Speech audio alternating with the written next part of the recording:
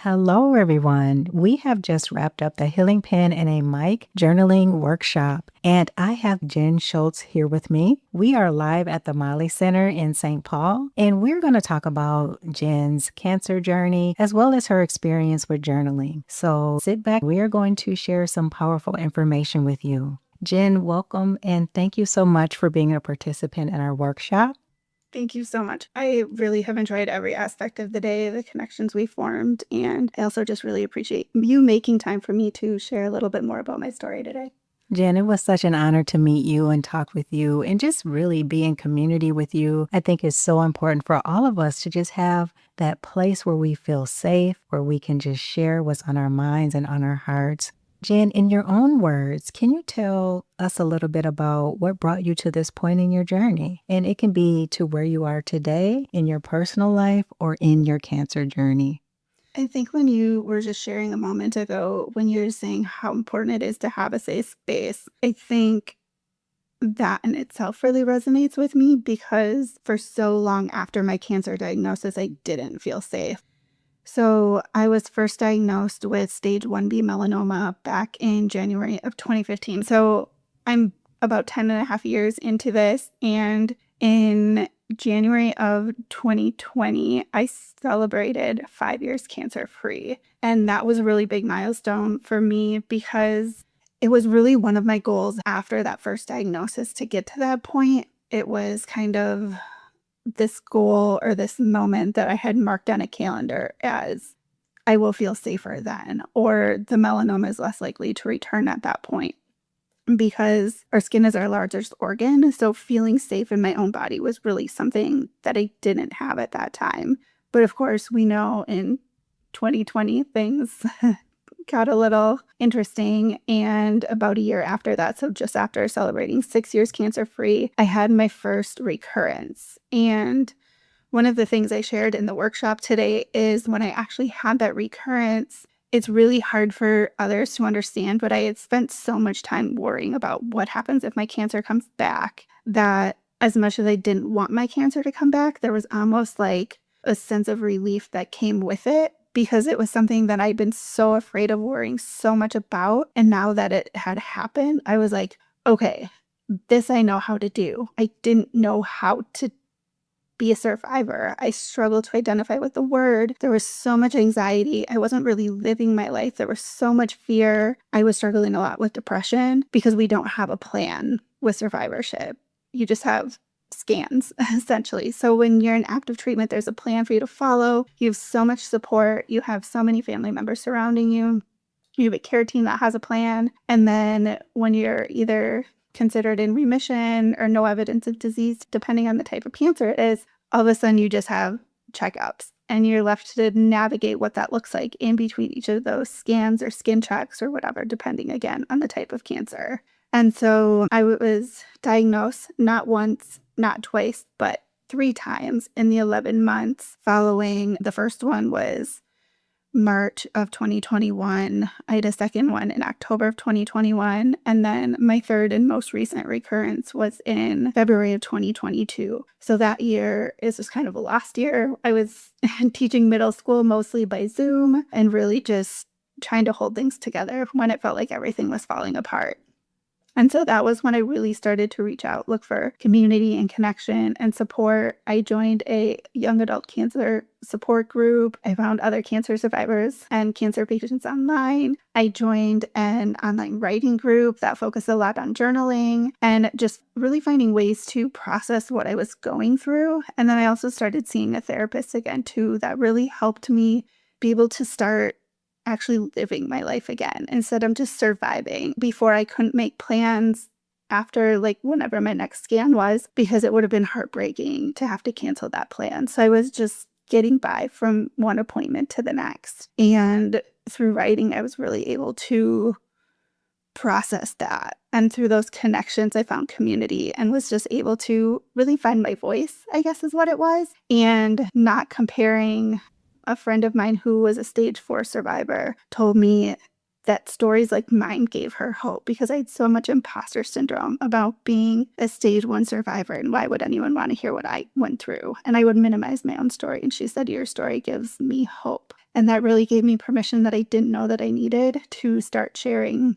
And it really just changed things for me. So I turned those journals into a book that's coming up on a year anniversary. I have spoken at the state and federal capitol. I meet with Congress to help shape policy work because cancer impacts almost everyone, but it doesn't affect all of us in the same way. We don't have the same resources. We don't have the same access. And I know I faced a lot of barriers, and I just want to eliminate as many of those barriers for other people as possible. And that's really where I'm at today, taking everything I went through and trying to create change. Wonderful, Jenn. Thank you so much for sharing your story. And your story does matter. And you are helping people and don't even know it. So keep sharing your story. It's valid. It's important. And I just want to commend you on finding ways to face cancer 3 times. 1 time is hard enough, but 3 times? You are a truly special person and you're meant to be here. And it's so important for people to hear your voice because there's someone who just got that first diagnosis. There's someone who's gotten that second diagnosis. There's someone who's gotten that third or fourth diagnosis. And they're wondering, should I even keep trying? And you are that light. You are that example that, yes, keep trying. You have life to live. And I just also want to applaud you on finding ways to get support. The AYA support groups, the writing groups, all of those are ways that the folks out there listening can find support outside of traditional support groups, because I understand that doesn't work for everyone. Thank you so much for sharing all of that very helpful information. What initially drew you to the idea of using journaling as a way to navigate your experiences? I have always been a writer. I was that little kid, I remember probably in 2nd grade when they used to have in class, you would get the blank book that had the white hardcover where you got to design the cover of your book, and you had the blank pages inside and you got to fill it out. And that was my favorite part every year. I still have 4 of the ones that I created in elementary school. And I have like Rubbermaid containers at home full of notebooks of stories that I've started and never finished. That was my biggest challenge, is I could never finish the stories. But I have just always wanted to be a writer. And so it's interesting actually that it took me so long to make the connection between being able to process what I was going through by writing and journaling, because I've always been more of a fiction writer and like to create and tell stories. And so they were never really about me. But I remember even when I went through a really bad breakup, I wrote a fiction story and it was really my story and me with this other person. And I just gave them different names. And it was one of the few I actually finished. And of course, I rewrote it the way that I wanted it to end versus the way that it did. But there was a lot of healing in that because I was processing the things that I was going through. And at some point, it clicked for me that I could do the same with cancer.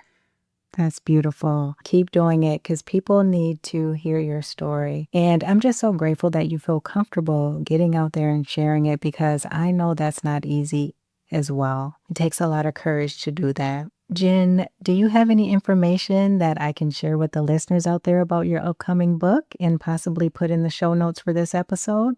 So I have the one that I wrote last year, which is called Bravely Becoming: Overcoming Grief and Loss to Find Yourself Again, when I sat down to write it. I planned on writing a book more about cancer and actually having cancer, and I was struggling. And what I realized is that the story that I felt I needed to tell was more about survivorship, because survivorship is where I struggled the most. I actually had an easier time almost having cancer because I knew how to handle that and what to do with it. And survivorship just felt really difficult. And I think enough people don't understand how hard survivorship is. And so that book will celebrate 1 year on October 7th. And I'm working on 2 other ones, which I have no idea when they will come out. I'm working on them simultaneously. One is more a collection of essays, sort of advice about being a cancer survivor. So read this when you're struggling with survivor's guilt, or read this when you're feeling imposter syndrome. And then the other one is a collection of poems, and also from the lens of cancer survivorship. So I would be happy to share when I have more information on those. But right now, just hard at work. Wonderful, Jen. And we are looking forward to it. Can people find the book that you currently have on Amazon? It's on Amazon, Okay. yes. Okay. So there's a hardcover and paperback book both available on Amazon. I will put the link to that book in the show notes for this episode. We're going to transition a little bit, Jen. How is your journaling practice and your experience with the Healing Pen and a Mic workshop change the way you see or talk about your health and healing journey? I think the workshop today, I think the reason the workshop today was so impactful is through journaling and the journaling practice. It's helping me to put things on paper, process it as I'm writing it, and just kind of getting out of my head and just letting whatever is in there flow. And sometimes you don't even realize what you're holding on to until you write it out. And then today, I think the workshop was so powerful because we were doing that in real time with other people who had so many emotions and situations that we could relate to and identify with.